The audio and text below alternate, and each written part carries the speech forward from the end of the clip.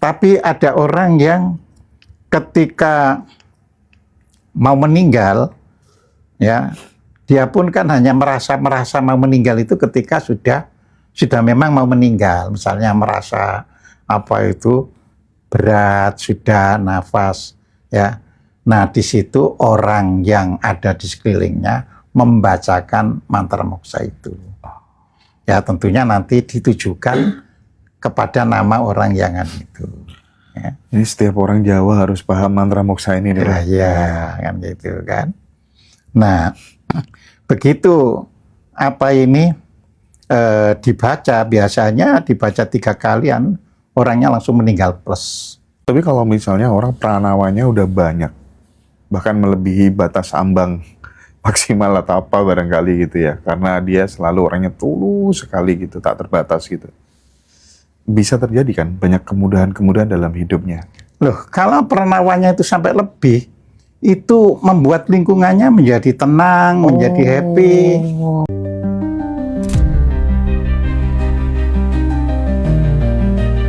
Enlightenment seorang Nabi Muhammad ini kaitannya ternyata sama kemanusiaan gitu. Nah, perjalanan cerita itu sampai di dunia dewasanya itu udah masuk pelajaran filsafat, Indra. Spektrum ateis itu beda, dari mulai ateis yang paling santai sampai ateis yang paling radikal juga ada.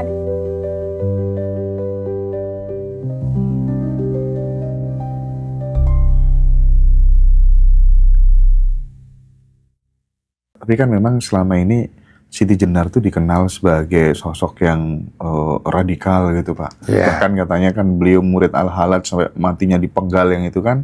Itu tuh kisah historis, nyata, atau sebenarnya mutasabihat atau bagaimana Pak? Bukan, kalau cerita Al-Halad ya itu memang real. Karena Al-Halad itu masuk kelompok istilahnya semacam politik yang berbeda dengan pemerintah, ya. Jadi di sini harus kita bedakan Al-Halad sebagai pribadi dan Al-Halad sebagai anggota, ya, namanya Gerakan Koromitoh. Jadi di sini dia memang mengkritik pemerintah, ya, mengkritik orang yang agamanya itu justru dimanfaatkan atau ditumpangi oleh kepentingan pemerintah. Makanya suatu hari pemerintah menghukum. Wah, ini berbahaya, bisa runtuh pemerintahan. Maka dia harus dibunuh. Mirip dengan Siti Jenar dong sebenarnya. Ya, Siti Jenar kan lebih kemudian. Iya, tapi kan mirip ya. Iya. Jadi di situ Al-Halad kan selisih sama Siti Jenar ya kurang lebih selisih 400-an tahun ya, 500-an tahun. Jadi di situ. Ya Siti Jenar mungkin terilhami kan gitu kan. Oh iya. Iya. Jadi ini yang kita harus bisa membedakan mana yang mutasabihat, mana yang real. Kalau real itu nanti ada bukti sejarah, ada inskripsi. Jadi di situ. Ya. Nah, kalau tidak real itu tidak ada, dicari prasastinya juga tidak ada. Jadi banyak sekali kisah-kisah di dalam Al-Qur'an, kalau termasuk di dalam Alkitab, kalau diuji secara inskripsi Nggak bisa diverifikasi kebenarannya ya. Nggak bisa diverifikasi kebenarannya gitu loh. Nah dari situ kita mulai berpikir mutasabihatnya. Termasuk cerita nabi-nabi itu kan? Iya, termasuk kisah-kisah kan gitu. Ya. Jadi akhirnya kita ambil hikmahnya. Jadi bukan sosoknya kan gitu. Moral story-nya gitu ya Pak Gojim ya. Oke. Lanjut Pak Gojim tentang perbedaan konsep moksa Siti Jenar dan Sunan Kalijogo. Jadi Siti Jenar berarti kalau orang itu bisa baca sendiri ya dia baca. Kan tahu ya. Tapi ada orang yang ketika mau meninggal ya dia pun kan hanya merasa mau meninggal itu ketika sudah memang mau meninggal. Misalnya merasa berat, sudah nafas, ya. Nah, di situ orang yang ada di sekelilingnya membacakan mantra moksa itu. Ya, tentunya nanti ditujukan kepada nama orang yang itu. Ya. Ini setiap orang Jawa harus paham mantra moksa ini nih. Ya, kan gitu kan. Nah, begitu dibaca, biasanya dibaca 3 kali, orangnya langsung meninggal plus. Oh. Ya. Efek Pak ya? Kayaknya efek kan gitu kan. Nah itu nanti tetap waktu dia dimakamkan ya didoakan seperti semula, ada 1 hari, ada 7 hari, 40 hari, ya. Gak peduli dia sudah pergi atau tidak kan nanti kan kalau itu doanya kan ngikuti pada ininya. Jadi di situ. Ya. Nah ini yang membedakan antara Sunan Kalijogo. Sunan Kalijogo juga ada mantra moksanya, tapi terlalu panjang, mungkin kita nggak hafal. Ya. Nah nanti yang saya berikan itu adalah yang mantra moksa di Seksi Jenar. Oke ya, Pak, itu. Saya pengen kembali tadi karena menarik. Teman-teman suka semua ini, bahas ini tuh seneng semua Pak Kojim. Berarti intinya pada saat orang itu sudah mati, kesadaran itu masih ada ya? Loh iya. Masih ada. Jadi kan gini, orang itu ketika meninggal kan banyak penyebab. Ya kan? Sering yang tidak sadar itu kan gini, misalkan naik apakah itu mobil atau kereta api atau pesawat terbang, kecelakaan yang dia sama sekali tidak menduga. Ya. Nah itu kesadarannya hilang. Maka dia ketika bangun itu masih seperti orang bangun tidur yang terlalu masih serpet-serpet istilahnya. Iya. Ya. Jadi aku di mana ya? Nah, masih seperti itu. Ya. Tapi kalau orang dalam hidupnya itu ya kapanpun siap ya meninggal. Ya sadar dia. Oh, saya sudah nggak bisa lagi kembali ke tubuh. Nah, kalau yang muncul di pinggir jalan raya habis peristiwa kecelakaan nangis-nangis itu gimana tuh? Ada orang yang dengar kayak gitu? Ya kan gini kan, ada orang yang sangat terikat duniawinya. Ya, ini kan tadi kita bicara antara sadar dan tidak. Tapi kan ada orang yang sangat terikat duniawinya. Misalnya masih, saya padahal mau ngasih ini, mau ngasih itu, ya kan. Nah, dia akhirnya kecantol di tempat itu. Tapi kan kita tetap mendoakan supaya dia lepas dari tempat itu. Ya. Itu yang kecantol itu apanya, Pak? Loh, kan tadi badan kan, pertama meninggal kan ada badan wetala, bungkus pertama, ya kan, ya itunya masih belum bisa lepas, karena itu belum bisa lepas ya nggak bisa meninggalkan alamnya. Mungkin setelah ditahlili, bisa jadi lepas. Iya, jadi di situ. Ya. Nah kalau orang bunuh diri, Pak? Lah orang bunuh diri itu di dalam kehidupannya saja dia sudah putus asa. Maka orang bunuh diri cenderung menghantui orang. Karena dia dalam hidupnya saja sudah putus asa, gitu loh. Ya. Maka sering orang ditampaki di tempat-tempat yang di situ ada orang bunuh diri. Ya kan? Nah, tapi kan orang yang hidup, yang energinya kuat, permanannya kuat, ya bisa akan menyingkirkan itu kan gitu. Ya.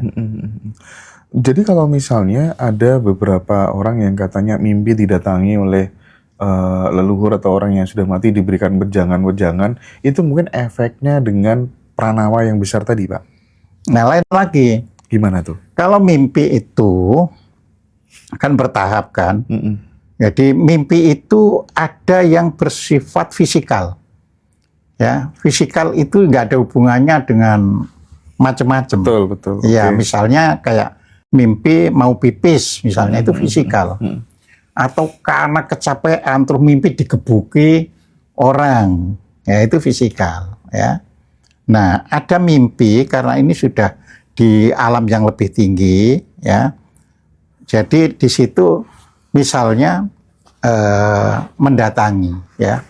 Jadi kalau orang leluhur masih bisa mendatangi itu hanya ada 2. Ada leluhur yang kecantol sehingga masih dekat dengan dunia bawahnya, atau leluhur yang sudah dekat sudah di rumah pribadinya bahkan, tapi belum memutuskan untuk turun lagi. ya turun lagi ya, itu bisa mengunjungi, tapi ini jarang. Dan kalau dia turun memberitahu itu eksak, jadi bukan lagi ditafsirkan, bukan lagi ditafsir atau ditakwilkan. Iya. Ya, dia langsung beritahu. Ya, jadi di situ.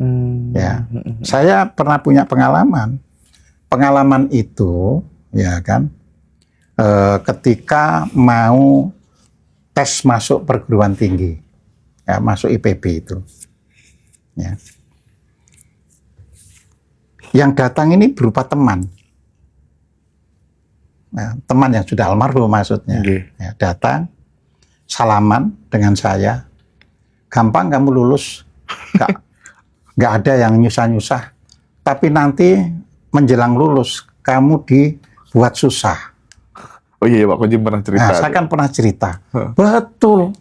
Begitu menjelang lulus, waduh, dibuat susah betul. Itu teman yang sudah meninggal. Apanya? Teman yang sudah meninggal ya. Iya, yang datang itu teman yang teman sudah dekat ya. Teman dekat yang sudah meninggal. Ya teman volleyball, teman gitu. Ya.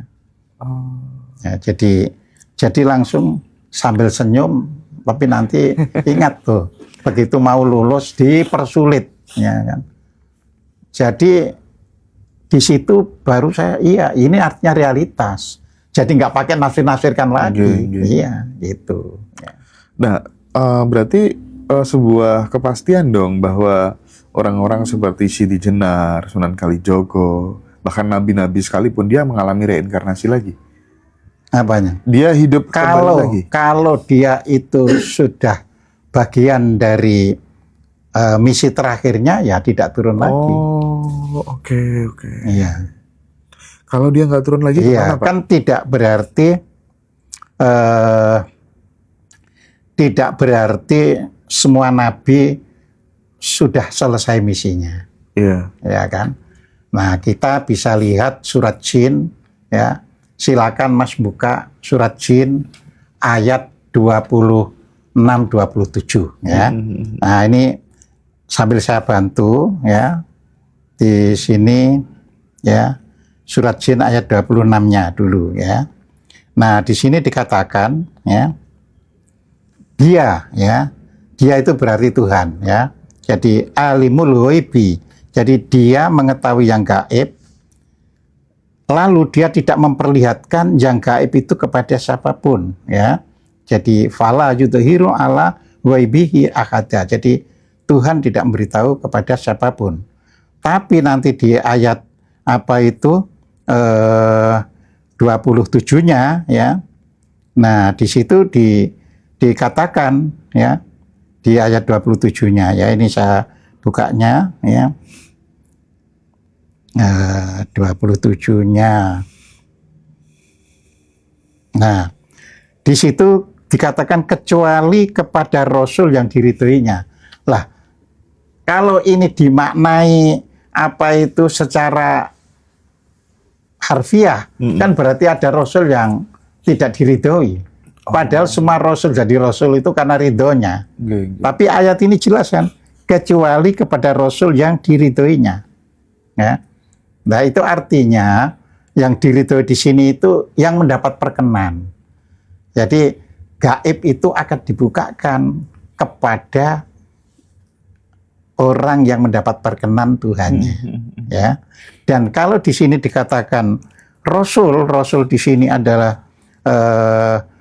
pernyataan. Ini bukan berarti Rasul dalam arti kata Rasul ini, Rasul itu, bukan. Setiap manusia, ya kan, yang bisa menyampaikan pesan Tuhan itu adalah Rasul sebenarnya, walaupun nggak boleh ngeklaim Rasul.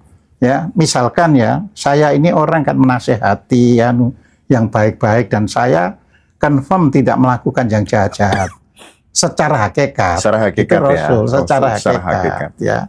Tetapi ada orang yang seperti waktu yang lalu begitu masuk di lapisan jinem, ya terus dia klaim. Tangkap polisi. Iya.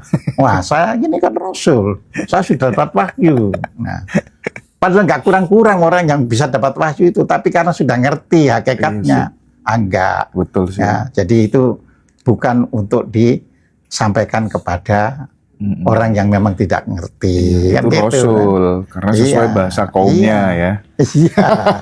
Jadi di situ.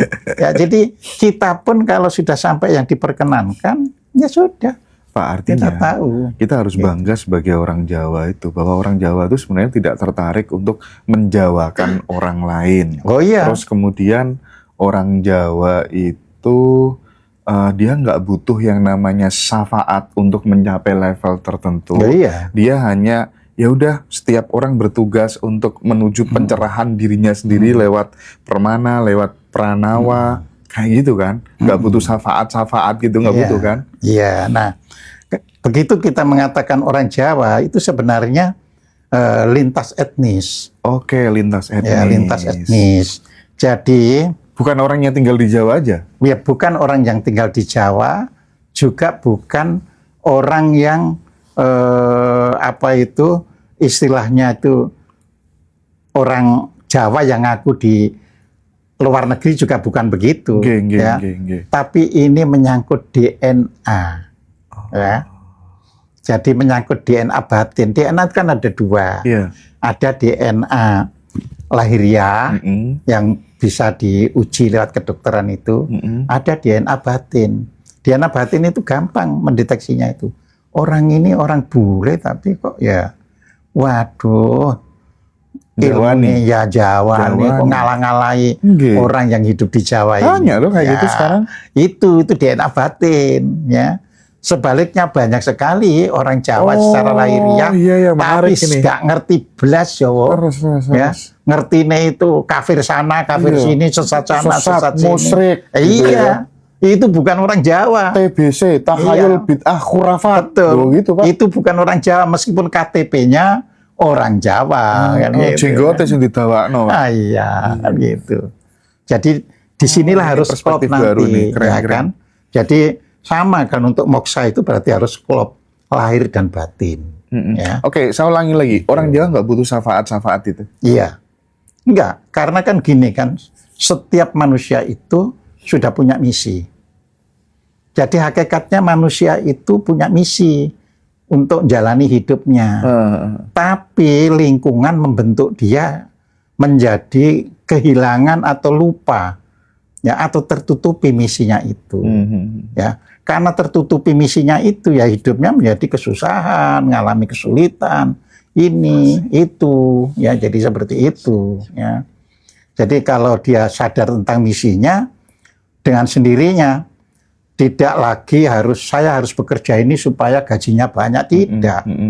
Itu kan masih ikatan duniawinya. Makanya ada orang yang nggak apa-apa hidup saya dalam sederhana gini, tapi saya merasa itulah misi hidup saya. Oke. Nah, Menemukan jadi- kecukupan akhirnya ya. iya, jadi di situ. Oke, Pak, tentang moksa ini, Pak. Iya. Saya ada pertanyaan terakhir gitu. Nanti sebelum kita masuk ke tema yang lainnya.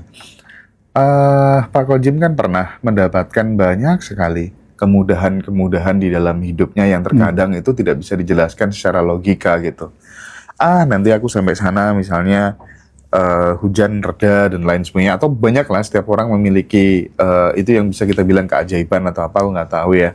Tapi apakah kemudian memang ketika kemudian kita tuh banyak sekali pernawa dan pranawa, itu tuh kayak misalnya kita batin apa-apa cepat jadi kenyataan, bahkan nyosot ke wong liya dadi kenyataan, atau kemudian aku nanti pengen cucuku kayak gini gampang jadi kenyataan, itu ada implikasi positifnya nggak Pak? Iya, jadi pertama itu kalau masih berkaitan dengan orang lain itu permana. Permana. Iya. Pengen Sebab didelok kalau wong. tadi kan kalau sudah pernawa itu kan kaitannya kan memaafkan, ya, tulus, legowo, ya, ikhlas, kaitannya dengan itu. Nggih. Ya, tapi kalau kita masih awas kamu kalau ngelawan aku uripe nggak enak. Nah, ini permana, Permana. ya. Iya. Semua dukun itu menggunakan Permana. permananya. Ya. Sebab kalau dia sudah punya pranawa, nggak mau mencampuri orang lain itu. Ya. orang yang pranawanya tinggi itu hanya memberi jalan. Jadi bukan untuk ngatasi orang, tapi untuk memberikan jalan. Beda loh ya. Jadi ngatasi orang ini gini, ada orang bilang, wah saya sakit mungkin kena santet. Datang ke dukun. Nah, ini permana yang dipakai oleh dukun itu. Ya. Nah, tapi kan ini tujuannya tidak baik. Iya, tapi dia utang. Nah, jadi permananya itu utang. Ya, utang kepada orang yang itu dukunkan dan utang kepada lingkungannya. Jadi di situ. Sama kan, ada orang kaya. Ada orang karena itu memang tabungannya banyak. Tapi ada kaya karena mendapat kepercayaan untuk dapat utang lebih mudah. Ya, tapi nanti akhirnya kan berbeda. Kalau utang ada tagihan, tapi kalau sudah punya deposito sendiri nggak ada tagihan. Kan itu. Ya. Nah, ini jadi kita pun jangan mudah ya. Aku bisa begini berarti Jadi orang yang sudah punya pranawa dan permananya gede itu hanya memberikan jalan. Ya kalau kamu sakit, cobalah kamu redakan emosimu, itu memberikan jalan. Ya, kalau memang apa itu dia tidak ada kaitannya dengan karmanya dia, ya dia bisa jalani dan sembuh. Tapi kalau misalnya orang pranawanya udah banyak, bahkan melebihi batas ambang maksimal atau apa barangkali gitu ya, karena dia selalu orangnya tulus sekali gitu, tak terbatas gitu. Bisa terjadi kan banyak kemudahan-kemudahan dalam hidupnya. Loh, kalau pranawanya itu sampai lebih, itu membuat lingkungannya menjadi tenang, menjadi happy. Ya, leluhur kita dulu banyak sekali yang kelebihan. Makanya negara-negara di dunia ini secara global kepengin duduki ini. Ya ampun. Gak ada negara di dunia yang pokoknya lagunya Nusantaranya Kuspes dari berapa ke berapa itu. Iya, di sini ada semuanya. Ya, sampai seorang profesor yang baru-baru ini mengatakan, ini profesor dari Nottingham University, dia mengatakan ternyata di Indonesia ini ada mineral yang satu-satunya ada di sini, tidak ada di dunia lain. Apa tuh? Tanah jarang? Apanya? Mineral apa tuh? Iya, mineral baru yang tidak ada di dunia lain. Ya. Nah, jadi kita masih menyimpan hal-hal semacam itu. Ya. Hanya saja kan ini tadi yang menghuni ini kan DNA fisiknya Jawa, DNA fisiknya Nusantara, tapi sebenarnya DNA jiwanya bukan. Makanya hidupnya ya nggak bisa diatur, nggak bisa dianu. Kalau DNA batinnya juga Nusantara, dia akan klop. Ya, jadi bangsa yang bisa klop mudah diatur bersatu seperti orang Jepang, mengikat bareng itu karena DNA fisik dan DNA batinnya itu klop.